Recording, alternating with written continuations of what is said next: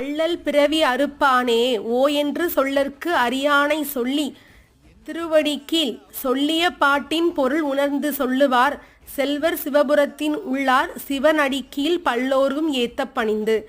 இதன் பொருள் அல்லல் நிறைந்த பிறவியை நீக்குவானே ஓ என்று சொல்லிற்கு அறிய பெருமானை அழைத்து திருவடியை பணிந்து அதன் கீழ் இருந்து சொல்லிய இந்த பாடலின் பொருளினை எவர் ஒருவர் உணர்ந்து சொல்லுகிறார்களோ அவர்கள் சிவபுரத்தில் இருக்கும் சிவபெருமானின் திருவடி நிழலுக்கு செல்வார்கள்.